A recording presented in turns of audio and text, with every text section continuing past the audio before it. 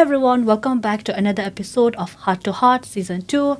Before we start, I would like to thank our t-shirt sponsors for this season, KW International. They also have these t-shirts that you can find. They are located at 235 Main Street, Osborne Park, and you can contact them. They have a discount running for 20% off for Loser. And moving on, we would like to welcome Dr. Sonam Peldon, who is academic lead and unit coordinator, if I'm not wrong, at ECU. Doctor, I have to tell you, I'm so excited to have you here. While I was preparing some questions I could ask you, I read up on some of your work, and I have to tell you that every time I meet a Bhutanese academic who has excelled in their field, it's like my future is bright. I can see what I'm going to do and my future is bright. So welcome, Doctor. Yeah, it's a pleasure, Sonam, and then to see such a young host who's well versed, and seem very keen as well. Thank you. Yeah. Hopefully, by the end of this session, you still have that opinion of me. And then, Doctor. So I have. So the first thing that I want to ask you, I'm deviating a little bit from the questions that I had for you. And now this is a question that I actually ask every academic I meet, especially an academic from Bhutan especially. Now, the country is engulfed in mysticism and then our superstitions, and there are so many things that we believe in that usually doesn't make sense to somebody who's not from the community. As an academic, as somebody who is supposed to be on the side of education and learning, how do you balance your belief in the mysticism surrounding our culture and science? I heard an invitation, Sonam, from you to make it more conversational. Yeah. So may I invite you to share your thoughts first about what are your immediate thoughts and responses in ways that you navigate these two worldviews for yourself. Oh my God. I think that's the first time that's ever happened. But I have an opinion on everything. So obviously I have also given this a lot of thought. I personally feel like you just cannot deny the mysticism that surrounds our culture. There are so many things that will not make sense to a person who's not from the community, who did not grow up in the kind of community that we grew up in. There are small things that we just believe in, coming back from a funeral and then having some kind of fire, where you put your hands next to a fire to ward off any evil that you brought home. So as somebody who is also an academic, if I may say so, I personally find it hard to explain it to anybody because they won't get it. It's just something that's innate, especially when your culture is all about it. So I think that's my take on it. I just have never been able to draw a line between. But of course, I understand how science works and I understand how logic works. But I also understand that there are some things that are just not, just can't be explained with possible logic and possible science. You just cannot deny the mysticism that surrounds Bhutan. Yeah. Now, your turn. and seen. Yeah. Thank you. That's an excellent question, and I could do a whole teaching or a seminar on it because it's a field. So now I'm not just related to us as Bhutanese. It's across cultures, non-Western cultures. Yeah. I think, again, to just pitch it as Western is also limiting, but for the sake of today's argument, let's call it the Western and the Eastern, the ocular and the Occidental worlds. There are many languages to refer to these ways of understanding, knowing, and finding worlds and meanings and understanding human experiences.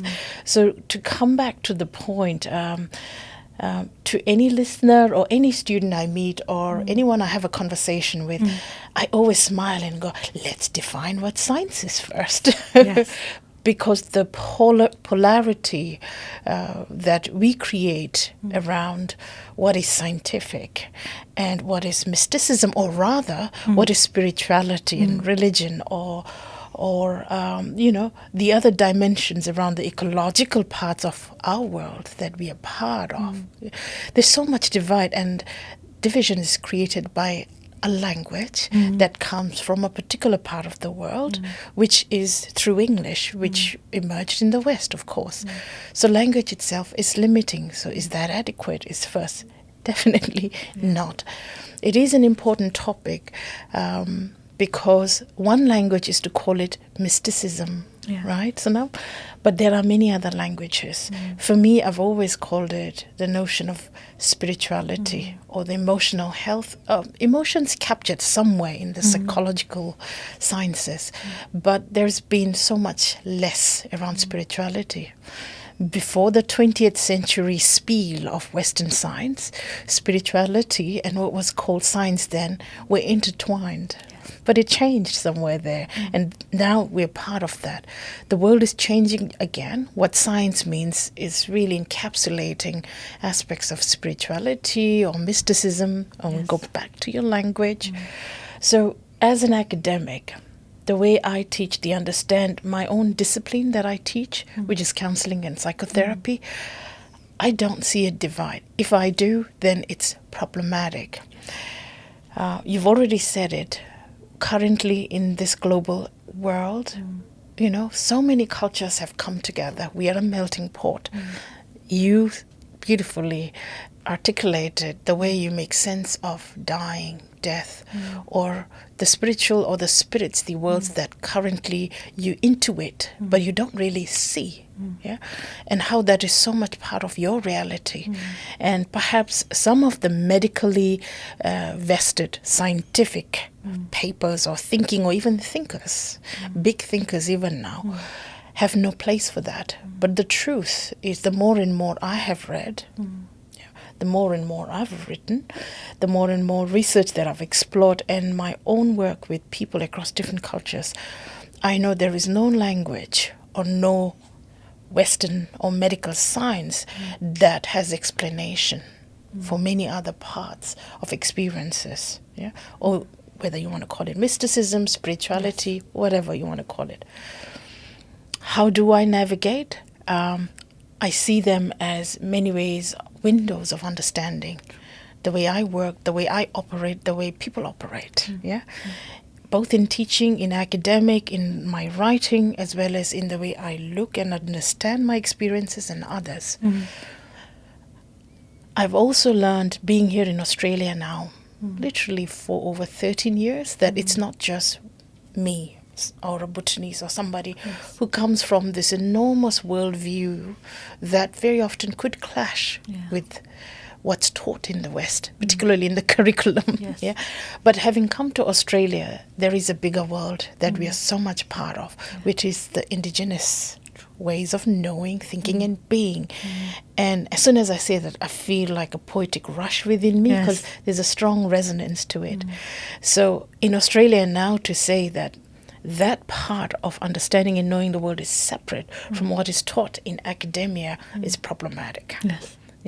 So people say they're two different worlds, but I think we need to look at them as one. Yes, the ways we understand because of what happened in the past in academics, has sort of created a lot of differences, but we're at a point where I think we need to understand that these worlds are coming together, and what we know so far is inadequate.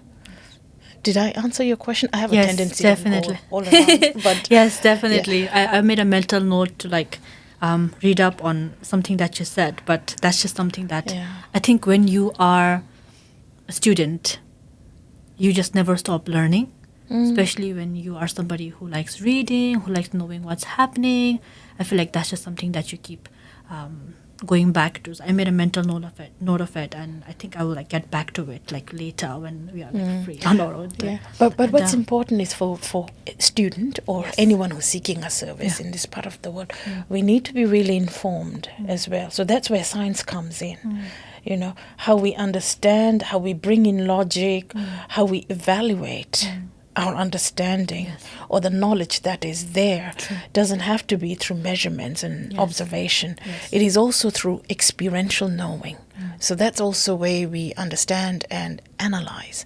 And we all must be able to do that, because you can't all go, into the world of mystics and without really knowing, really spend, whatever we have in there. So it's important to straddle really well at the same time and not be really throwing each other or ourselves into the binaries. Yeah, exactly. Thank you so much, Doctor. That definitely helped. All right. Coming back to the questions that I have now, let me start with the question that I usually ask people first. Where are you from in Bhutan, Doctor? Oh, Paro Bonde. Paro Bonde? Born and brought up there. Oh, yeah. Okay. Coming back to the question, my question is, when did you first make the move to Australia, and how did that decision come about? Right. The first day I arrived in Australia was 27th July 2007. That's like 18 years ago. Yeah. I was working for the Ministry of Education, then Career Education and Counselling Division, and we were one of the first counsellors trained. So I was here sent by the government to do my Masters of Counselling at Curtin University. And it was a very different time then here in Australia, or for the migrants. As soon as I finished my master's degree, before the graduation ceremony arrived, I rushed off home. And I missed home deeply, so I went back.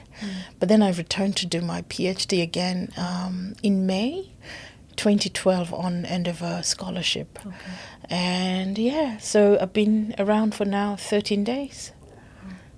Yes. 13 years? 13 years, yes. Do you travel back and forth a lot between Bhutan and here? I do. Quite often, because I've been fortunate to do some work with the Ministry of Education and the Royal University of Bhutan and Renew through Edith Cowan University, because everyone I worked with in my previous life in Bhutan, they are still with Royal University of Bhutan, and especially with Renew. I understand your mother works there. And yes, so we've continued to build, our collaboration. And for the last 3 years, I've also co-led study tours. So students from Edith Cowan University, who are Australians, have travelled back with me and my colleague to Bhutan. Wow. So yes, and my mother's there. So yes, very often. Yes. Wow, that sounds like I said, my future is bright. Yes, it's expensive though. Yes. But it's still I feel like that part of traveling is the worst. You need to pay a lot. My next question is, what first inspired you to pursue a career in counseling and psychotherapy? My background is literature. So I loved the world of Shakespeare, William's Wordsworth, all of those poetry, and I was quite lost after a bachelor's degree at that time. And the first interview I saw was they were recruiting hotline counsellors. So I interviewed in Bhutan. Oh, wow.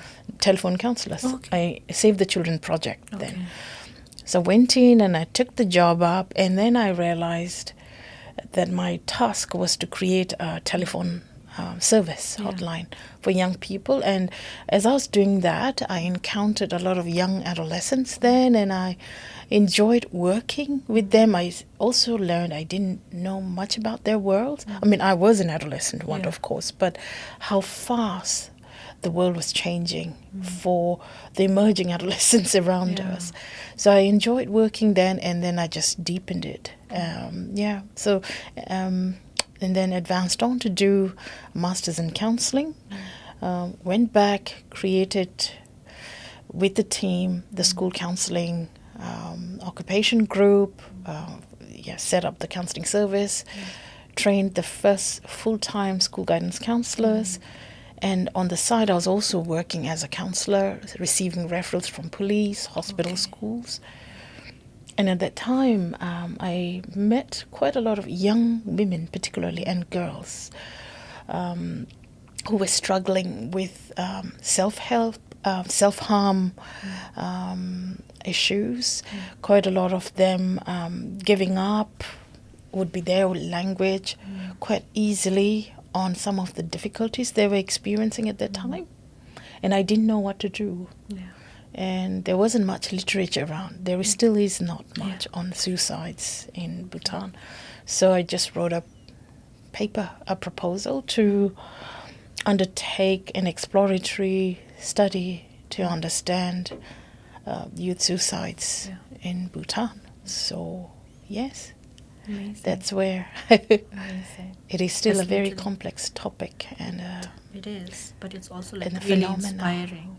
I honestly hope, like taking this moment to like talk about me again, I honestly hope that whenever you meet somebody like me who's like an aspiring academic, or somebody who's young and who's like still studying and still like wants to do a master's and a PhD, a double master's even, there's always like so much respect I have for people before us, especially Bhutanese people before us, who have paved the way for us to like come now and then do the kind of studying, the kind of masters that we want to do, because we have had people like you pave the road for us. I honestly really commend you for everything that you have done, everything that you will go on to achieve, obviously. And my next question is, oh, thank you. I just can't stay here and receive that. So now, I really felt the need to tell you that, because like I told you when I was reading up on some of your work, it might be like my narrow view of doing research as well. I actually haven't seen a lot of Bhutanese commentary on things like how whiteness affects like I actually forgot the particular title. I have written it. the minority ethnic communities. Yes, it's whiteness in community and humanitarian development. Yes, That was- one. And I think I saw one that said how to understand or how to decode Bhutanese migrants as well. And these are like papers that I would like definitely read. So I feel like I said, it might be my narrow research as well. I've never seen Bhutanese commentary on it, and I would like really like to see that, because this is something that I say everywhere I go, even if anybody is listening or not, even if like they're not interested in this conversation. Representation is so important. When we were growing up, we did not have a lot of now this is also maybe because of my narrow research, we did not have a lot of Bhutanese academics, women academics who were like doing masters and PhD, who were like on the national television. It was like a very handful of like limited people to look up to. But now we are growing up, and then we see that we have more people to look up to, more women in power, more women in the field of STEM who are like doing everything that you guys are doing. And it's always like I say, representation is like so important, because we look at you and we're like, oh my God, my future is bright. Oh my God, I know what I'm going to do now. And then you're like, I don't know, 5 years, 10 years older than me.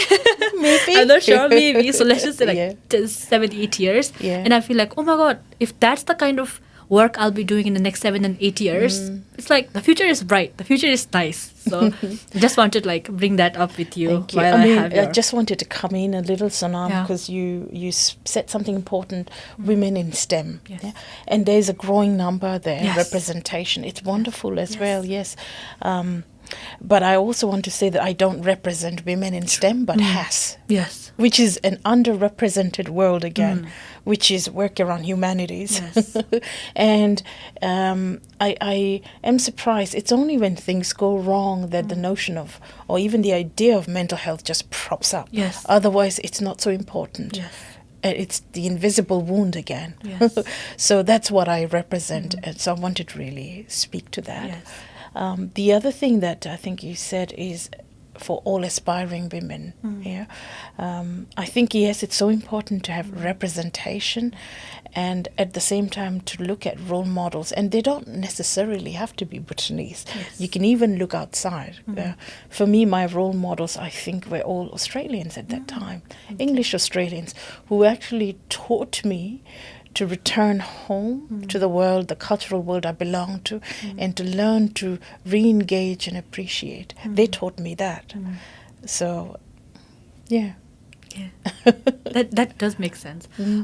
But when it comes to like my idea of having women in like Bhutanese women in like HAS or STEM to look up to, because I grew up with so much Western media Oh, yes. who were like already like so much Western media and so many biopics and so many women like who were already like doing great.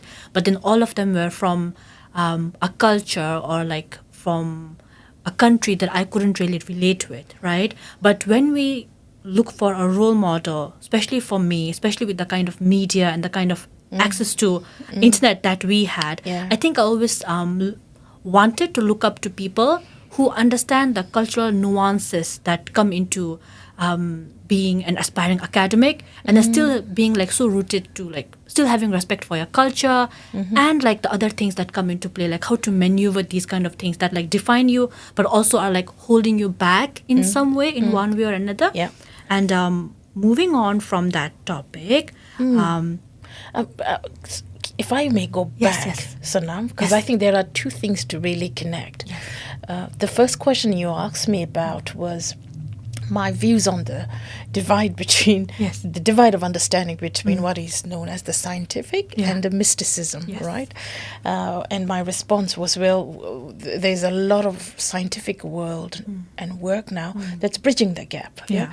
And my attempt at this book chapter, it was a book chapter, Whiteness in the Humanities, with two other colleagues. One who's from Ghana, and one who's got Indian ancestry. Okay. So you can see, again, three different worlds Yes, coming in. true. And it was an attempt, really, again, speaking to that scientific model. Yes. Like, one way of understanding mental health services, humanitarian Yeah. services, which does not really resonate or connect with people who are seeking Yes. these services. So these two are very connected. Yes. Yeah. Just reminded me of something else, Doctor, that you were. I had recently, while I was like reading up on you and your work, I saw this news article from Perth News, I think, that talked about how ECU has now mental health services in Wanneroo, and then it was mainly for like vulnerable sections who would not have like the funds for like going to a proper mental health Yeah. clinic. So if you could like talk more on like where that, how that came about. Ah, right. Oh, that's part of my team's achievement, I would say, at ECU. For many years, we have known, Sonam, that in the northern corridors, Wanneroo and sides up Yanchep and all, a lot of communities don't have access to affordable mental health services. And we had the opportunity, and we've been proposing to the university saying we need to start, and we also need to have an in-house clinic for our students who are doing postgraduate studies in counselling. Yeah. So they do what we call placement or practicums. Okay. Yeah. So finally last year it got approved, and we started as a trial the first student-led clinic at Wanneroo, which runs alongside our psychological services, which does a lot of diagnostic and assessment work alongside some therapy work. And as soon as we started, it got really, really busy. We had 6 students stationed alongside a clinical supervisor there. It became really popular because it's affordable. It is high quality. So if you go out for counselling, generally, so now for public, you might have counsellors who may resonate with you, who you may not. Some of them may have a postgraduate degree, some of them may have a bachelor's degree. There are varying qualifications. Whereas I believe that students who are at ECU, the postgraduate students, we assess them for their readiness to work with human beings again and again to ensure they're ready to face the complex worlds of the clients. So that's why I say they provide high quality. So it's, if you're not employed, it's $10. If you're a student and not employed, it's $10. If you have a part-time job, it's $20 per hour. And if you're working full-time, it's $30. We've also had incidences or cases where, there might be a young mother who's got 2 children, they're seeking services and cannot afford that $10 over time. We can also waive the fees. That's why it's called affordable. If you go and access counselling service elsewhere, the cheapest would be around $100 for an hour. So that's the service that ran last year. It runs from February up to December.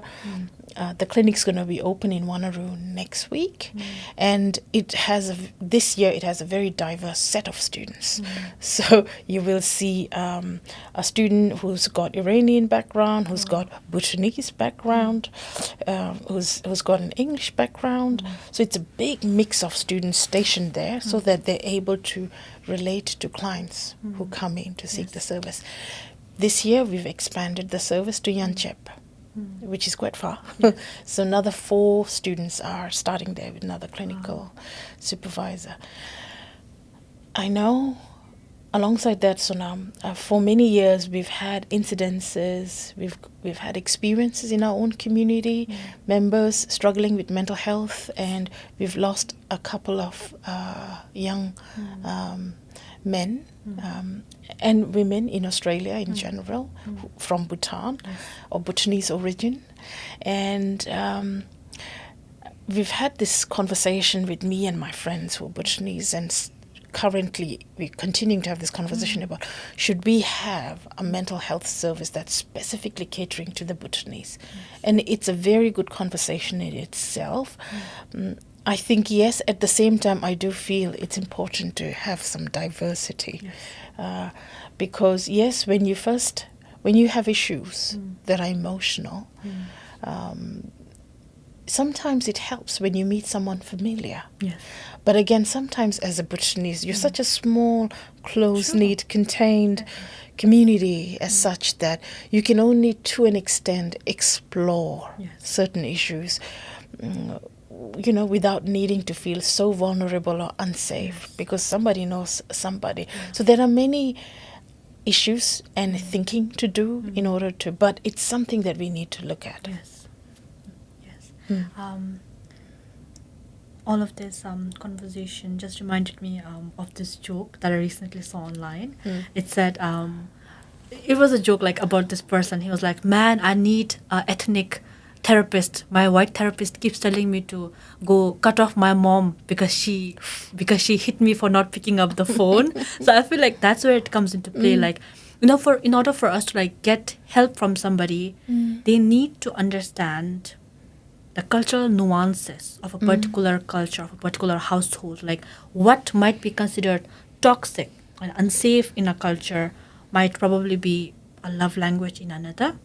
And this also leaves room for interpretation, because there are some things that are like toxic throughout, but then I feel like usually when we talk about such things, it usually comes with like lots of a deeper understanding of like the context and the history. A lot of that goes into play, and I feel like the thoughtfulness that has gone into the ECU center that you just spoke about, I feel like that just in itself, the kindness and the thoughtfulness that went into making something like that happen in itself should be like enough of a ripple effect for like people to like add more to the cause. And then whether it's like financially, whether it's by helping more people, whether it helps people to come in more, or whether it helps people to talk about mental health more, talk about the dangers of not speaking about mental health more. I feel like at the end of the day, I think now this is where my next question also comes into play. It says, has your identity influenced your work in culturally appropriate counselling? And do you wonder if you are ever a Bhutanese first or an academic first? There's a paper in there, or rather, right. Let me think about the simplest way of responding to that. I am in myself a community of identities and people, right? Yeah, I can see you resonate with that. Your question, I want to start with that about, do you think you being an academic comes first, or you being a Bhutanese? That's such an interesting question, isn't it? Yeah, it depends on what it means first. As an academic, can I ever be a non-Bhutanese? Absolutely not. Yes. Yeah, the core of me has ways and ways of being and beliefs in my consciousness that has been trained in Bhutan. So no, it cannot be. But can there be times where I will need to think about in my work, Sonam, about what am I required to do as an academic in this moment in time right now? What are the policies around it in this cultural setting that I am in and the institute? And how much of my cultural sensitivity can I employ in these decisions? So, that's the way I am thinking. So I'm an intersection of all. But the differences of how I make decisions will definitely be determined by the settings I'm in. For example, when I'm with my friend Sonam, I'll speak in Dzongkha, absolutely. Would I speak in English? Maybe a word here and there. We are all great at code switching. Even in Bhutan, that's how we were trained. But will I be talking about theories and languages that I would be talking about when I'm at ECU? Absolutely not. So it sort of shifts. So we've got shifting identities all the time.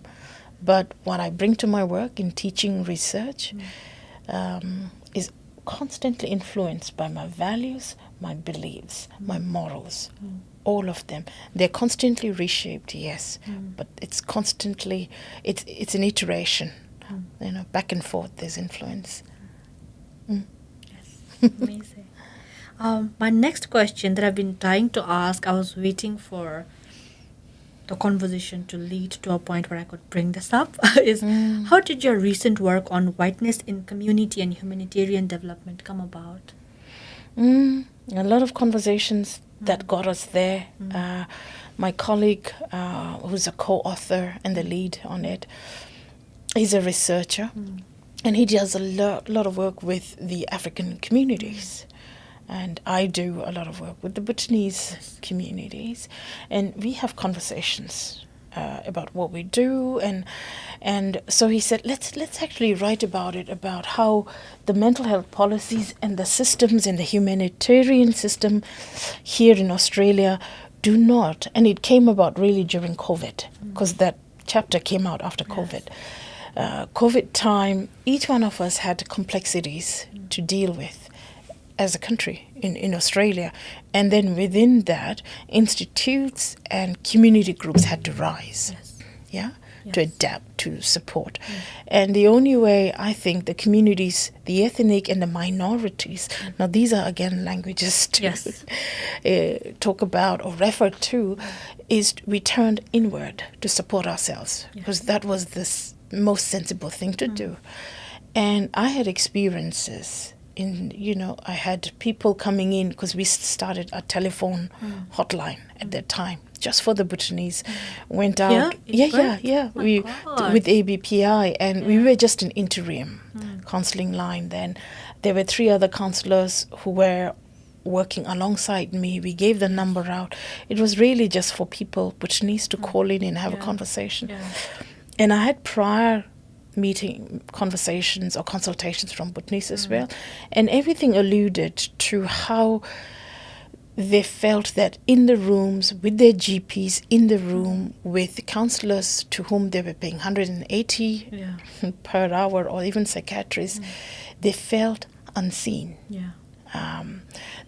They felt they were not understood. Sometimes the advices that came contradicted their own beliefs. So this particular chapter builds on all of that. For example, you talk about whiteness, the ocular world, or the scientific and the mysticism, the divide between them, they're all linked. When we had the COVID, when we are sick as someone from Bhutan or from these eastern countries, the first thing, sick or somebody has passed, the first thing that comes to your mind is the spiritual world, or the customs around religion that allows you to make sense and move through some of the rituals of it. The hospitals and counselors or psychologists don't come in at that time. And there was a lot of death, a lot of sickness. People were trapped here, Bhutanese. Families were dying and becoming sick in Bhutan. And there was a lot of grief around it. And a lot of families, particularly the older parents, the adults, they came to the centers, the temporary centers where monks were there And they would come and talk to them. They wouldn't come to me because I'm a counselor. I'm just a stranger. But they would come because there's somebody in red robes. But there was no recognition in the system that this community needed this service as a mental health response. So it was a writing to really speak to all of these that are not yet understood in the systems, and that it needs to be understood. So there are some case examples as well written in that chapter. Amazing. I literally don't know what to say. That's amazing. I actually didn't know about that. I actually didn't know that the community here had like something like that happening for like the Bhutanese in Perth, and then like the ABPI like did something like that. People panicked everywhere around the world. So did we. Just to like comment on what happened. I feel like, of course, when I speak about my religion and my beliefs, there's this joke that says, I'm not superstitious. I might be a little stitious. So that just shows like, and I remember having this conversation with like somebody who's like born and raised here, like completely Australian. And then I was telling her about some things that we believe in, right? I don't even remember what it was. But then I think that's the thing with having like completely white co-workers. There are like so many things that you can talk to them about, but they will not understand where that's coming from. And I was telling her about some of these things. And then she said, you possibly can't believe in that. I'm like, of course I don't believe that if I pray tonight, Guru Rinpoche is going to like bless me right tomorrow. But then I just told her that of course I don't believe something like that is going to happen out of the blue. But I personally like believing that there is something and somebody bigger than me in times of trouble, in times where things are hard, to believe that there is a bigger power at play that's like rooting for me, that like wants the best for me. And I feel like that's also why a lot of people turn to religion, especially like you said, these parents, these family members, they're like approaching these monks and these temples because they also like to believe that there are like other things at play that will protect, that will extend the protection where they cannot. Right? So that's just something that I thought of, like something that I can. No, I can relate to it, and I would just add that just because somebody's as in white with blue and green eyes or brown eyes, again, doesn't really mean that they're vested in this Eurocentric views. They, particularly people from South America, come from similar. I think the language that I'd like to use is ontological thinking or positioning, where you're not just thinking about what is, I'll only believe in what I see and what is investigated, but it's a belief that you're part of a greater system. The whole ecological system, the indigenous worlds have river gods, deities, trees. So do we, like if you open that door and if you shut it really loud, is there something behind the door that you're going to harm? All these kinds of questions. The arrogance of us thinking that we exist as masters of the universe is gone, long gone. Of course, some people still think that way, but you're saying that we are trained, you were trained, and I was as well brought up and taught to believe that we coexist with so many entities and beings around us. My next question is, can you explain why exploring the post-COVID landscape of higher education in Bhutan was important? Why do you think that needed to be put into action? I can only speak only a tiny bit because the primary lead author of that is my PhD student. Kile, he's an excellent student from Bhutan, and he was working for the Royal University of Bhutan, as you know, in the policy section. So he had access to all the change, all that was unfolding during COVID and post-COVID, the change in the teaching platforms, the demands to move to the internet landscape, because you couldn't meet face to face. He was at the interface of all of these changes. So it felt that it was his duty now to really look at what occurred around that time.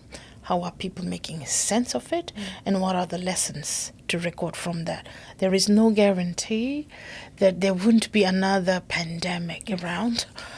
And of course, there's also the changing reality of the digital world. Yes. That's causing a big shift in the relational world of teaching, learning, all kinds of relationships. Don't you think so? I actually don't think I'm educated enough to comment on it because I have never been a part of the education system in the country. And I actually also graduated on the cusp of the pandemic. Wow. So I actually feel like I personally try not to, like I told you earlier, I have an opinion on everything, but then I actually try not to comment on things if I don't feel like I'm educated enough to comment on it. And I feel like that also needs a lot of education to come to the conclusion that, I'm not educated to comment on this. Like, let somebody smarter, take comment on it, or like somebody who has a better understanding of what they are like talking about. That's a beautiful humility, Sonam. Yeah. Hopefully. My next question is, which research finding has surprised you the most?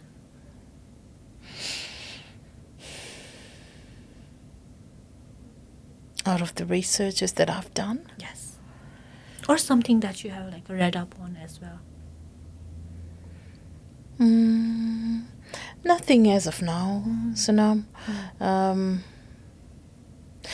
But yes, yes, there were some. It wasn't a complete surprise as such, but I was surprised at the intensity of the stories, and that was really the interviews that I had on my own PhD, which was interviewing teachers and parents in their views of suicides in schools and school children, and the stark strength of the views and I call them narratives of teachers and parents that I interviewed were surprising to me. I mean, to really understand that some of them were so invested in children. Because I was never a teacher at that time. I was always outside. But to interview some of them and to understand the depth that they had of understanding of the students they were working with surprised me in a delightful way. And also, there were some principals that I interviewed who were so removed. That surprised me too. Yes.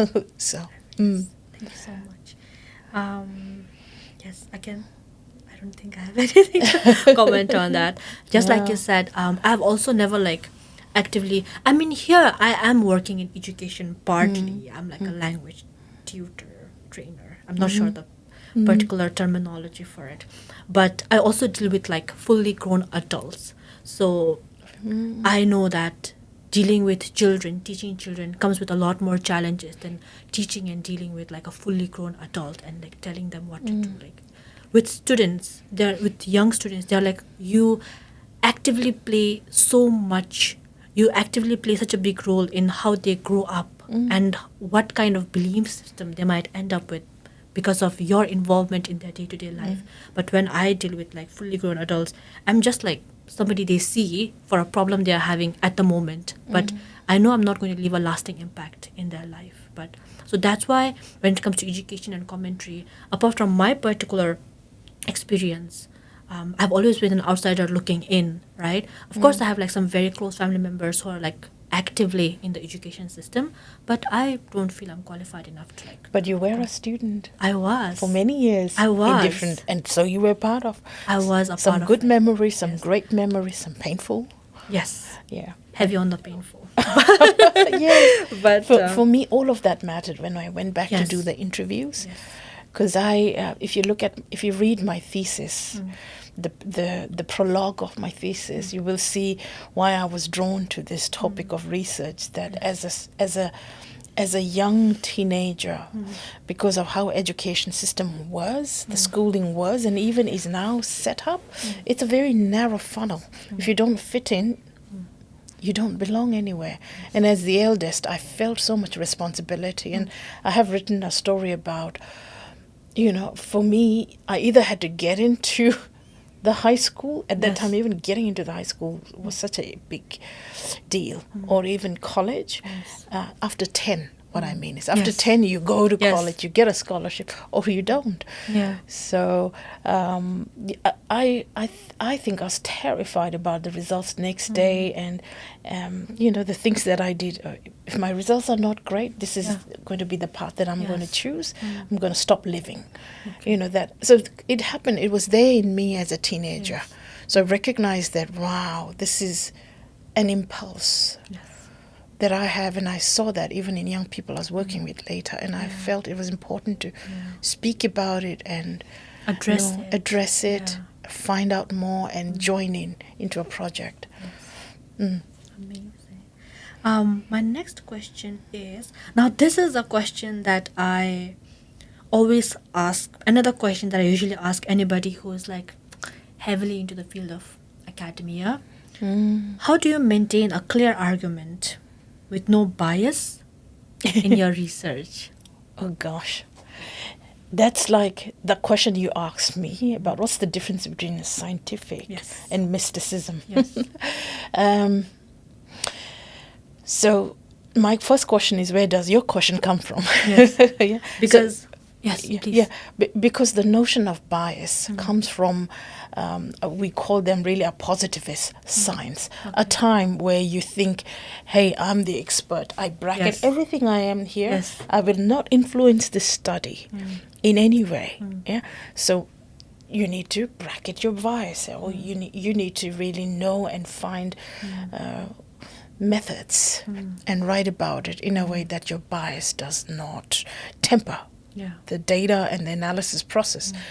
I trained in a very different literature background, and then I did counselling, and when I did my PhD, I work with human beings. We deal with subjective worlds, which is experience, intuited.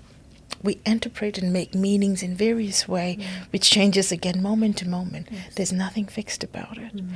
Human experiences and the subjects that we have, there is no way we can pinpoint or box them into all those. So my research background really, even in the qualitative space, there are many other methodologies underneath, but the ones that I've really started to lean towards now more and more is about, is there even anything called bias? Because no matter how hard, Sonam, you say, I'm going to remove my bias, be aware of it, it is going to enter the space between you and I. We are moment to moment, including those who are listening, because I'm imagining there's an audience, right? We are co-creating realities, moment to moment. So realities in this sense are data. So it's always at work. So it's important. I would say I wouldn't talk about not letting it interfere. I actually need to talk about how am I identifying those? How am I aware of these thinking, these thoughts, these assumptions, these values, and how am I writing about it?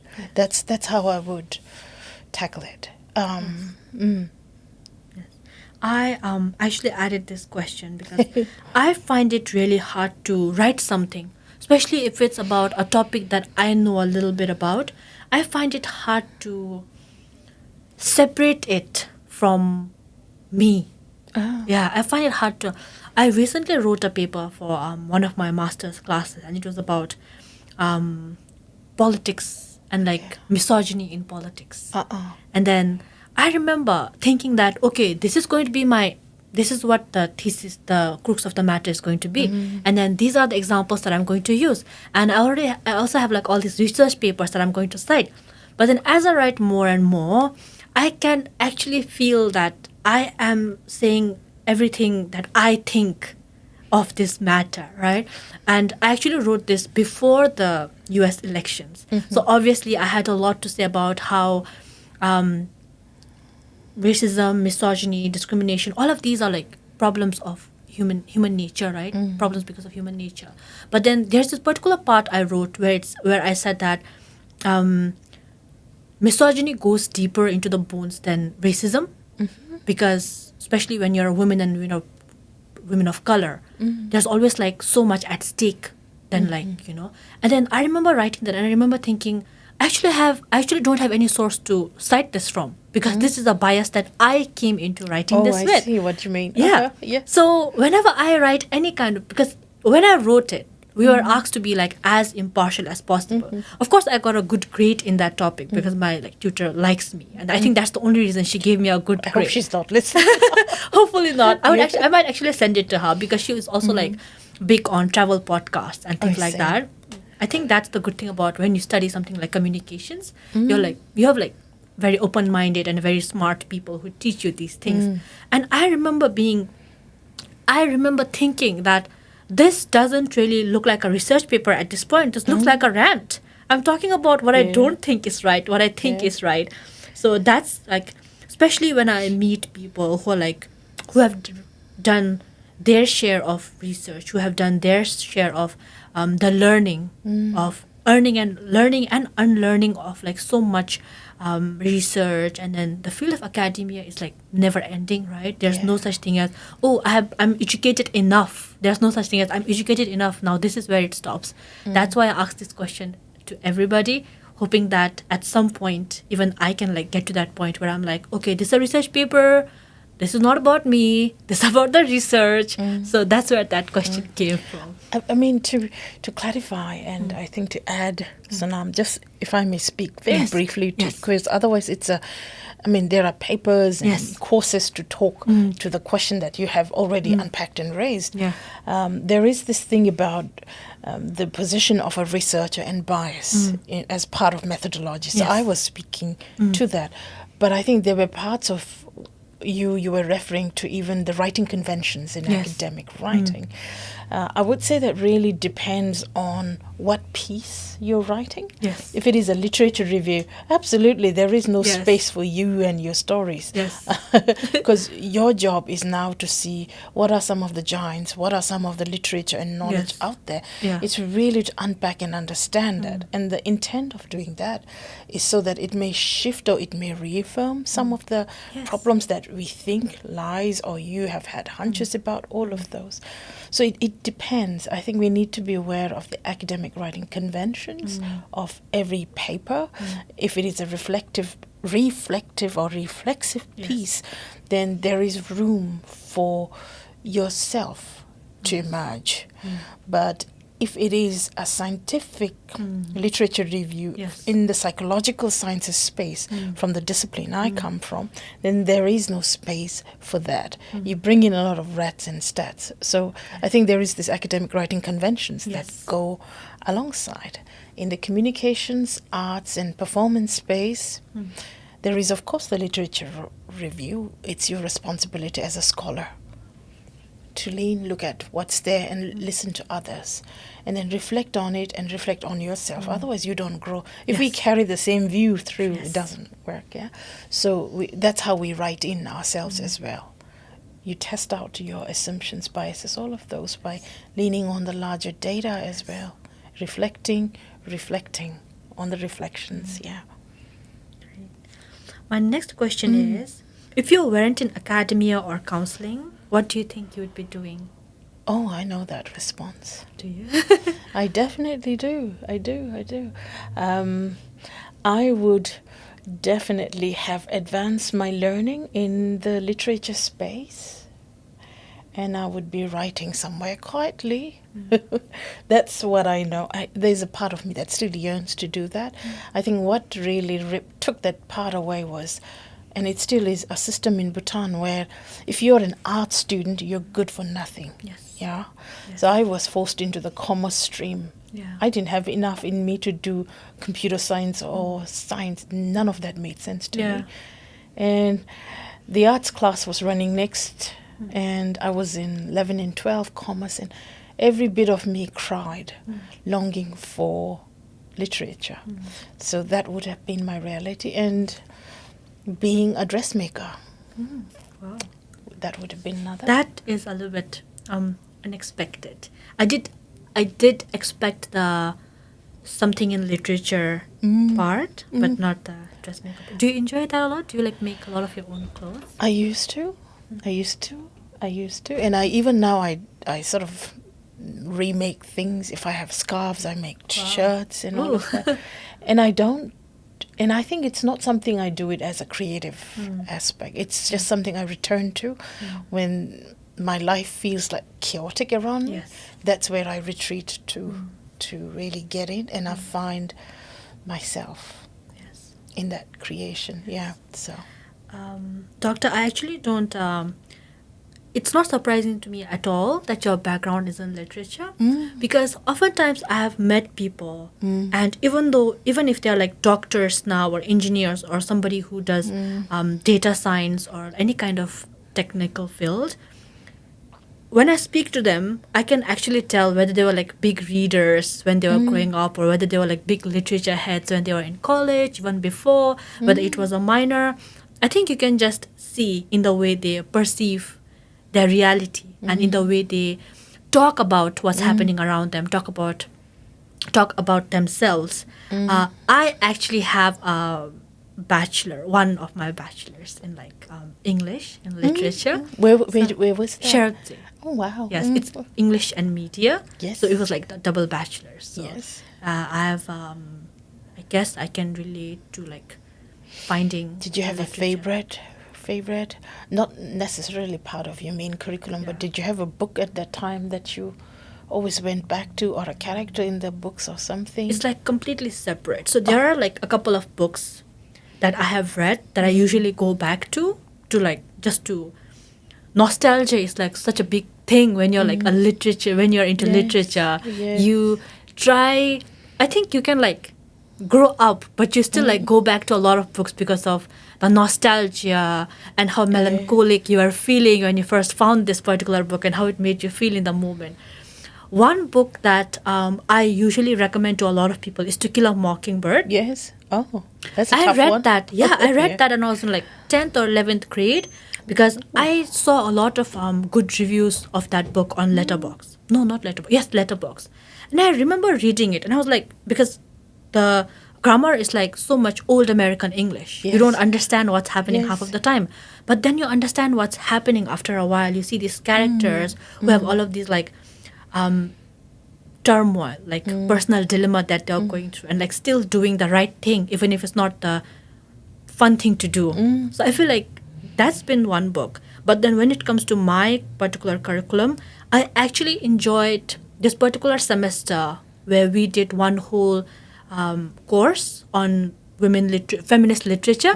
That was amazing. I was actually introduced to a lot of feminist writers that I did not know existed. And I think that's what education does. It opens windows, it opens doors that you didn't even know existed. That's true. And That's true. it's I remember reading one thing from one of these books. It said personal is political, and that has stuck. It has actually stuck. I think about that all the time. And another one is something called double oppression, which talks about how if you're a woman and if you're a woman of color, you'll always be at the mercy of two separate discrimination, like, or the end of like two separate types of discrimination. So I feel like literature is like interesting that way, where it's like so I think like it's very intersectional literature.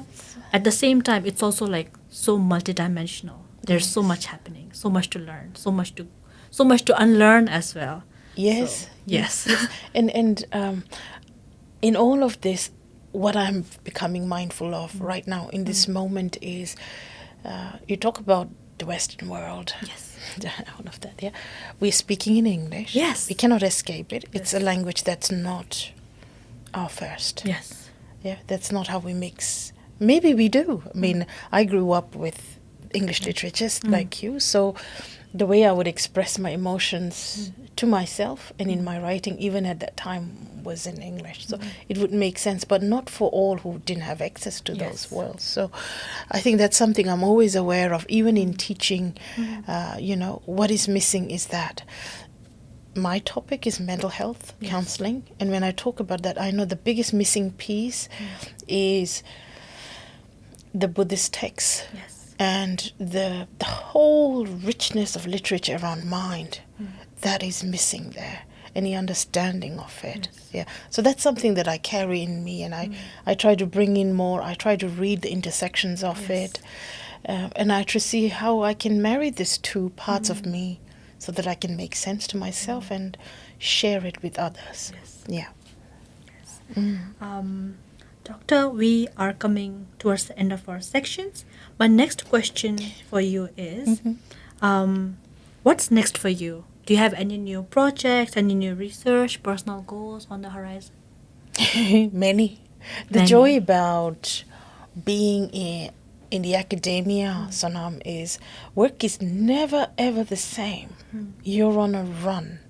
You have new projects, new roles, new people, new staff, new students. This year particularly, and starting last year, I work less and less with the students, more with the staff. As you jump up the ladder in leadership, that's what you do.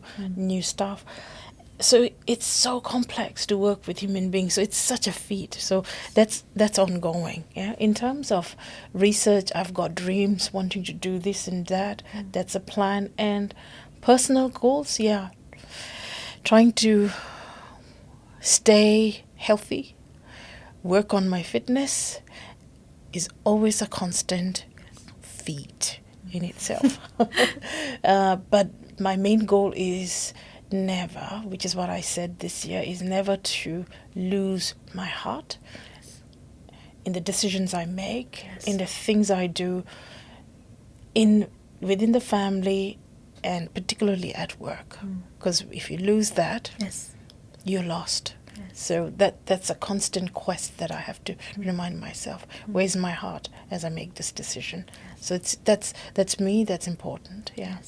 May I ask you one question? Yes. It's because I think it's important. We all move in life taking for granted.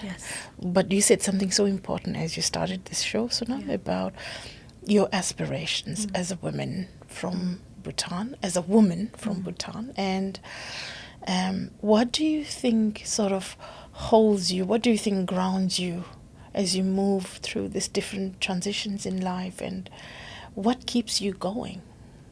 Wow. What keeps me going? Yes. So, Doctor, do you believe in astrology? Parts of it. Parts of it? Yeah. So, I'm not this is completely unrelated, by the way. I did not read too. Yeah. So, I think what keeps me going is the first thing is definitely being grateful. Yes. I have been grateful.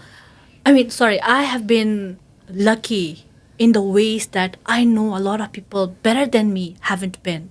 I have had access to a lot of privileges that I'm very aware of. I have been able to be in the right rooms at the right times that have opened doors for me. That was not accessible to people better than me, people more deserving than me. Now, this does not come from a place of self-deprecation. This comes from a place of awareness, of being humble and being grateful for the way the universe and the world has been kind to me. So that's definitely one. That definitely keeps me going, being grateful for everything that has happened for me, everything that's bound to happen for me. I feel like the best is always yet to come, right? That's something that a very good friend used to say a lot. And it's stuck, right? The best is always yet to come. I might be having the best day and I feel like, oh my God, I'm so grateful. I'm having the best day ever. I'm so grateful for the people who made this happen, and then the universe and my guardian deities. And then everybody who's rooting for me, right? But then at the same time, I'm the best is yet to come. You're always moving on to better things, always moving on to bigger things. And then... Did you read The Alchemist? Yes. By Paulo Coelho, I think. Yeah. Yes. And then, so I feel like that's something that definitely keeps me going. I also am very big about speaking things into existence. Now, speaking things into existence. Now, I know that this might be a foreign idea to, like you said, we will be, it is not smart to think that we are the masters of our universe and masters of our fate at this point. We coexist with so many other things, so many other attributes. So I feel like that's something that definitely has worked for me until now, at least. I speak it into existence. I'm oh, this is going to happen for me. I don't worry about it. I don't worry about it. And then life has turned out for me because of my, like I said, being, because of the access to the good people that I've had, access to some privileges that I've had. Life has been really good for me.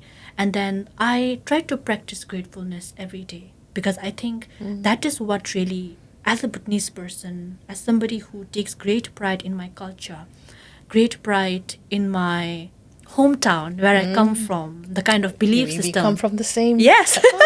Yeah. Oh, I miss the valley. Yes, and then the kind of belief system that makes you like so. I feel like at this point it's just innate to be grateful and to be like. So that's definitely what keeps me going. What keeps you going? Oh, I think it's the same. I resonated with you throughout. Yes. Sonam, the confidence to keep going no matter what, having faith in the larger part of how life unfolds. Yes. For me, and now that I'm in my 40s, I've become very curious because most people who seem to have done well in life, particularly young women and women, when I ask this question, I get the similar response. Yes. And I started becoming curious, is it the way we reframe life?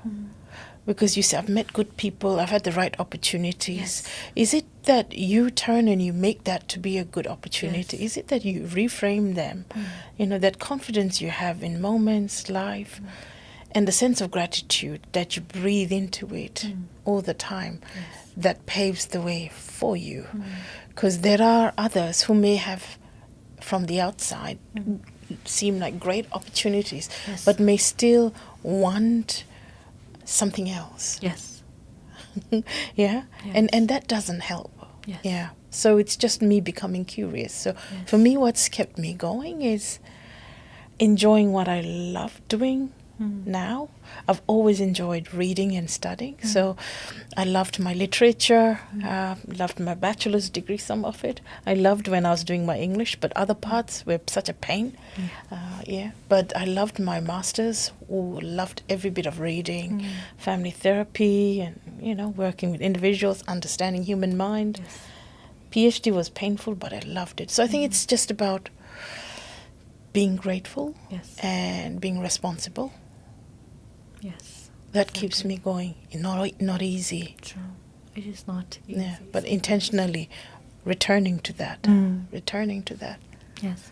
There have been some instances where things haven't worked out the way I thought it would. But then I think about all the other times when things didn't work out the way I wanted it to. And then something bigger, something better fell into my lap. So sometimes I feel like, now this is also where it becomes a little bit contradictory because I believe in free will. But then when I say, oh my God, it's all right, I'm like, maybe something bigger is coming, then I'm also leaving a lot of it up to fate. Yes. Then that's where like somebody, especially when you have like so much faith in the universe, in like your guardian deity, everything. Also, I'm not sure, but I read this research paper that's mainly about spirituality. And there's this particular ethnic community, I forgot it, I think they're from like Iran or Iraqi community, I don't know.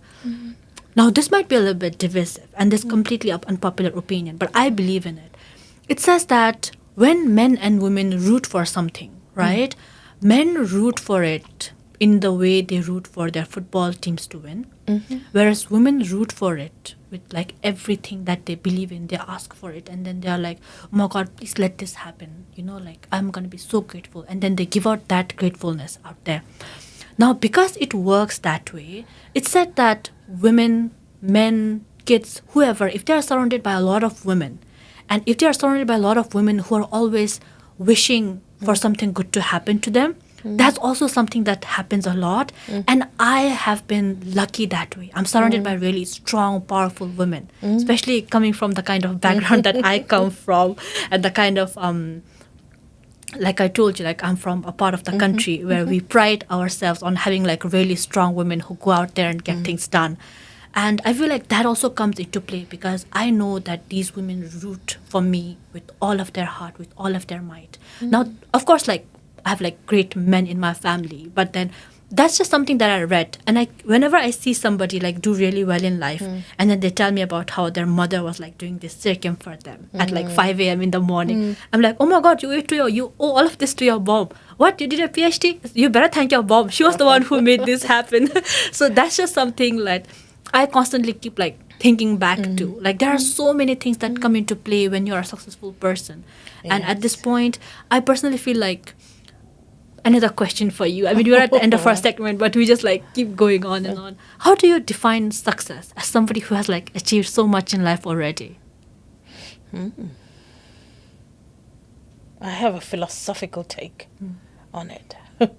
Success is when you know what you're doing is satisfying. The work that you're doing is satisfying. It has a purpose in it. For me, that's mine. It has a purpose in it, and it pays adequately for one to live a comfortable life. I think when all of those come together, then I call that a success.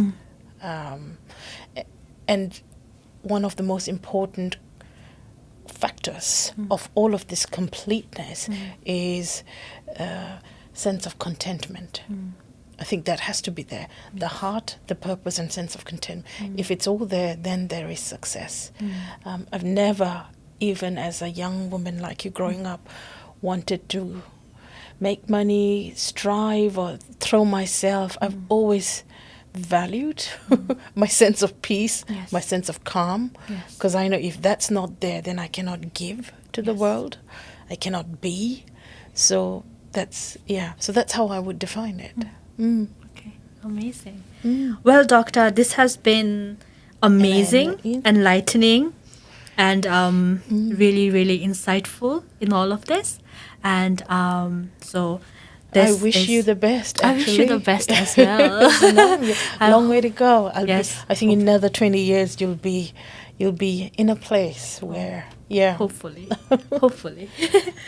I mean, we can always like hope for the best. The best is yet to come, at least. All right. It's true. And that is the end of our segment, Doctor. Thank you so much for coming. Thank you so much for gracing me with this conversation. And that was like fun, but at the same time, so insightful.